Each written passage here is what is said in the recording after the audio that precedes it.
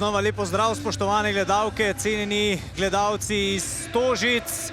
Zadnja tekma petega kola državnega nogometnega prvenstva je pred nogometaši Domžal in pa Olimpije. Takole so nogometaši Olimpije prišli na igrišče, nasprotniki recimo začeli napadati, ampak v nogometu teh 100 dni ne velja. Tule je zdaj priložnost, padal je zdaj le Čekiči v kazanskem prostoru in sodnik je hitro pokazal na najstrožjo kazen.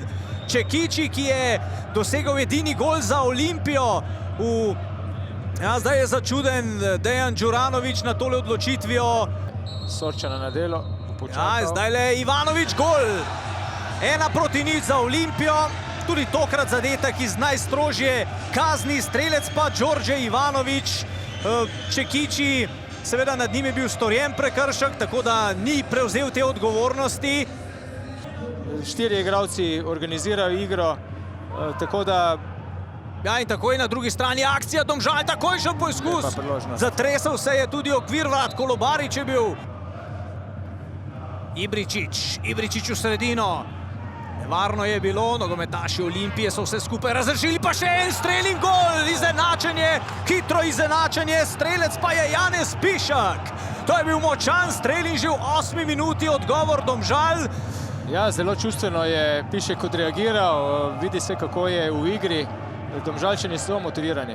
Janez Pišek, ki je v domžalsko moštvo prišel v lanski sezoni, dosegal je gol, ta mladi še vedno v sredini, ampak to je bila podaja proti Čekičiju, ki je streljal. V prvi vratnici to pomeni udarec proti drugi, je težko vratarju, da dobi to žogo.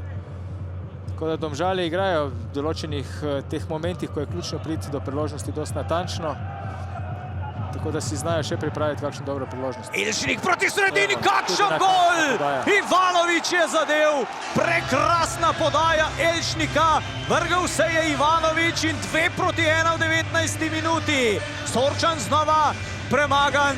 To je bila res lepa akcija Olimpije. Hitro so vse skupaj izpeljali in Ivanović zdaj le tudi z golom iz igre.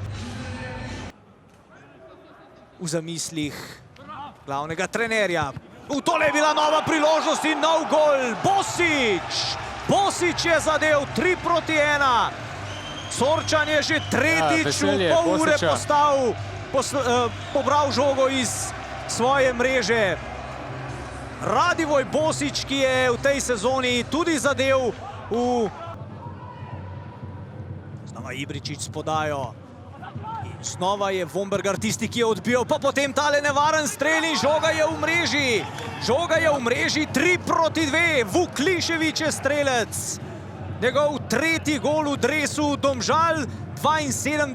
minuta, 3-2 rezultat. Žoga se je odbijala v kanskem prostoru, Pišek je znova streljal, potem pa ni bilo nikogar od nogometašev Olimpije. Poglejmo še enkrat, ki bi jo odbil pred vrati. Po prejetem golu je vendarle Olimpiji uspelo Domžalčane nekoliko spraviti stran od svojega kazenskega prostora. Zdaj poizkušajo, tole je morda priložnost, izkazal se je Frelih ob strelu Kolobarića.